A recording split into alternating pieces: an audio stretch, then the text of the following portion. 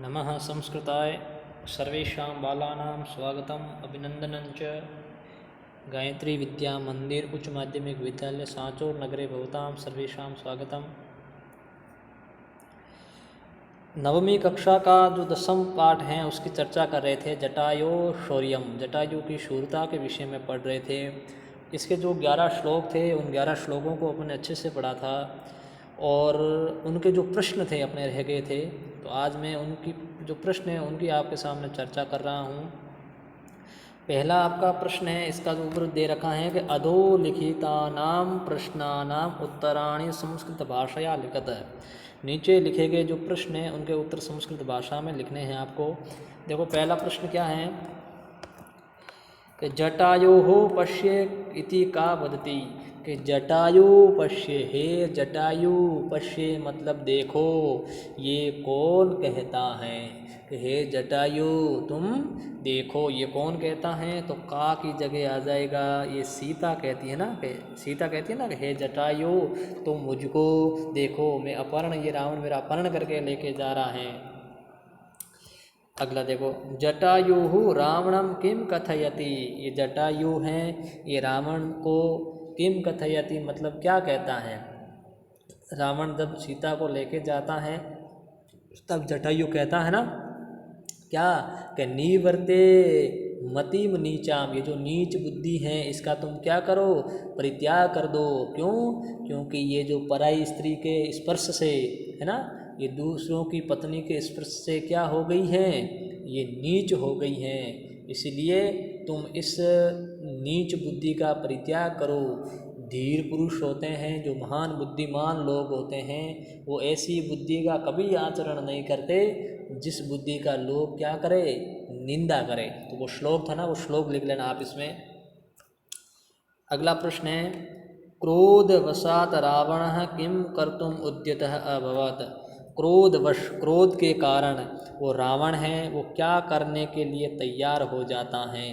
तो वो उस जटायु को मारने के लिए तैयार हो जाता। किम कर्तुम उद्यतः अर्थात वो तलेन, तलेन मतलब तलवार से या हाथ से उस क्या करता है, आशु प्रहार करता है, जल्दी ही उस पर प्रहार करता है, अर्थात जटायु को मारने के लिए वो तैयार हो जाता है।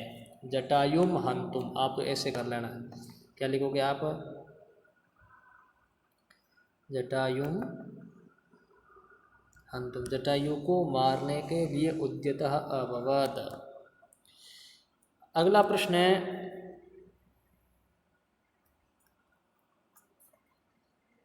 पतगेश्वर रावणस्य कीदृशं चापं सशरं बभंज। पतगेश्वर, पतगेश्वर किसको कहते हैं, जटायु के लिए आया है ना, पक्षियों का जो ईश्वर है, उस जटायु ने रावण की केसी चापम, जो दूसरी क्या सर के साथ में जो धनुष थी, केसी धनुष को उसने तोड़ा। उस जटायु ने उस रावण की केसी धनुष को तोड़ा जो मणियों से सुशोभित थी। मणि मुक्ता विभूषित, जो मणि और मुक्ता से क्या थी, विभूषित थी।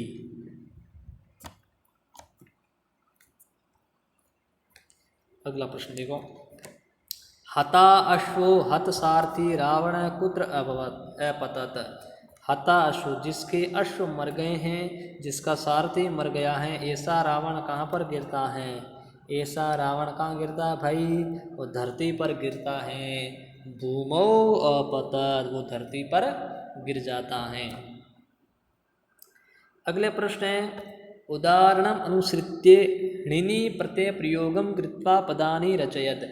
णिनि प्रत्यय का प्रयोग करना है आपको और इन प्रत्ययों का प्रयोग करते हुए आपको क्या करना है, पद बनाना है। जैसे गुण है, गुण से णिनि प्रत्यय करते हैं तो गुणिन, और न का लोप होकर के और जो ई है उसको दीर्घ होता है और गुणी बनता है। क्या बनता है, गुणी बनता है। लेकिन जो मूल शब्द है वो मूल शब्द क्या है, वो गुणिनी है, लेकिन बनेगा क्या, गुणी। उसी प्रकार दान से दानिन और दानी बन जाएगा।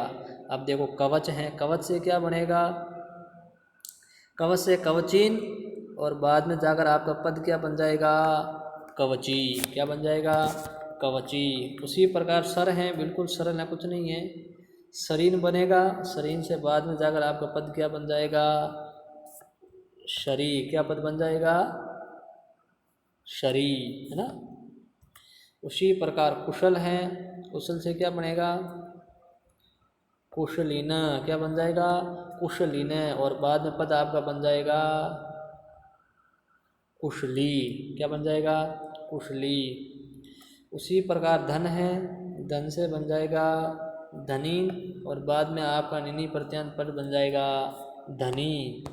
उसी प्रकार दंड है, दंड से आपका पद बनेगा, पहले शब्द बनेगा दंडिन, और बाद में मूल पद बन जाएगा दंडी, है ना। ये सभी को समान रूप से बनाना है वो।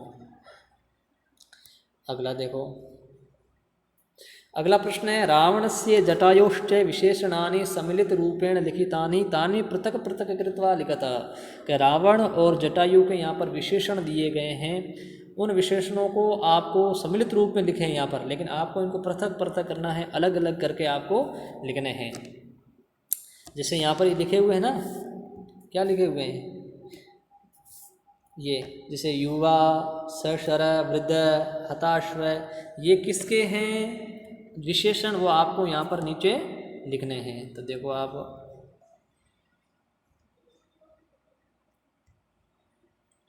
अब देखो रावण इधर तो है रावण, और इधर कौन है, जटायु। तो देखो, तो मैं 1 नंबर लिखूंगा तब आप रावण समझना, और जहाँ मैं 2 नंबर लिखता हूँ वो आप किसका समझोगे, वो आप जटायु का समझना, है ना। ऐसे सही रहेगा। मैं बड़ा करके देख रहा हूँ। अब देखो आप, युवा, युवा किसके लिए हैं, युवा हैं रावण के लिए आया था। ससरे, बाणों वाला कौन है, ये भी रावण है, तो इसके ऊपर भी मैं एक कराऊँ। वृद्ध, वृद्ध कौन था, वृद्ध अपना जटायु है। हताश्व, जिसके घोड़े मर गए हैं वो कौन है, वो रावण। 1 नंबर में रावण 1 नंबर कर रहा हूँ वो रावण है, जिसके ऊपर 2 नंबर कर रहा हूँ वो कौन है, जटायु है। महाबल है, महाबलशाली कौन है, रावण है। और पतग सतम, ये पक्षियों में श्रेष्ठ कौन है, ये जटायु है। भग्न धनवा, जिसकी धनवा धनुष टूट गई है, ऐसा कौन है, ऐसा रावण है। महागृदय है, महापक्षीराज कौन है, महापक्षीराज जटायु हैं। खगादीप है, खगादीप कौन है, खगादीप भी जटायु हैं। क्रोध मूर्छित है, क्रोध वाला कौन हो गया है, रावण हो गया है। पतगेश्वर, पक्षियों का राजा कौन है, जटायु है। रथ से युक्त कौन है, रावण है। कवचधारी कौन है, रावण है। बाणों वाला कौन है, रावण है। समझ गए आप, ये सारे इनके क्या हैं, विशेषण हैं। अगला प्रश्न है, संधि संधि विच्छेदम वा कुरुत। देखो आप, च आदाय चादाय, कौन सी संधि है भाई इसमें, दीर्घ संधि। हत अश्व, अ के बाद में अ आ रहा है, तो दीर्घ संधि में क्या होगा, हता अश्व। क्या बन जाएगा, हता अश्व। अगला देखो, तुंडेन अस्य, इधर अ इधर भी है, इसमें भी दीर्घ हो जाएगा आपका, और आपका बन जाएगा अ के बाद अ आरत क्या होगा, दीर्घ आ, और बन जाएगा तंडू, सॉरी तुंडे नास्य, तुंडे नास्य। अगला बभंज अस्य, इसका क्या बन जाएगा आपका, देखो बभंज धन अस्य, ये दीर्घ, ये सारे दीर्घ संधि के उदाहरण हैं। अंकेनम आदाय, ये भी दीर्घ संधि का उदाहरण है। अंकेन धन आदय। अगला खगादीप, ये भी दीर्घ संधि का उदाहरण है। खग धन अदीप, पक्षियों का राजा, खगादीप बन जाएगा पद आपका।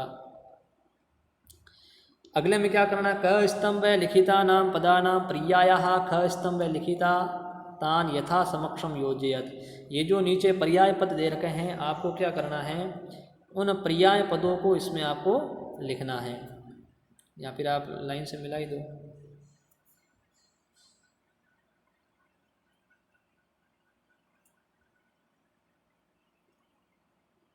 देखो, कवची, कवची का मतलब होता है जिसने कवच को धारण किया है, तो इसका पर्यायवाची क्या बन गया, कवचधारी। आशु का मतलब होता है जल्दी, जल्दी के लिए आपका कौन सा इसका पर्यायवाची है, शीघ्रम, वीरथ जो रथ से रहित हो गया है, रथ से विहीन हो गया है, वीरथ कहेंगे। पपात का मतलब गिरना होता है, तो अपतत मतलब गिर गया। भुवि का मतलब होता पृथ्वी पर, तो पृथ्व्या मतलब पृथ्वी पर। पतक शतक का मतलब होता पृथ्वियों का राजा, पृथ्वियों में जो पक्षियों में श्रेष्ठ हैं उसको अपन क्या कहते हैं, पक्षी श्रेष्ठ। ये हो जाएगा आपका। अब देखो आप अगला जो आपका प्रश्न है, अधोलिखितानां पदानां विलोम पदानि मंजूषायां दत्तेषु पदेषु चित्वा यथा समक्षम लिखत। आपको इस कोष्टक में दिए गए कुछ पद हैं, इस मंजूषा में कुछ पद दे रखे हैं जो विलोम पद हैं ना, तो आपको इनके सामने जो इनका पद आ रहा है सही उस पद को आपको लिखना है।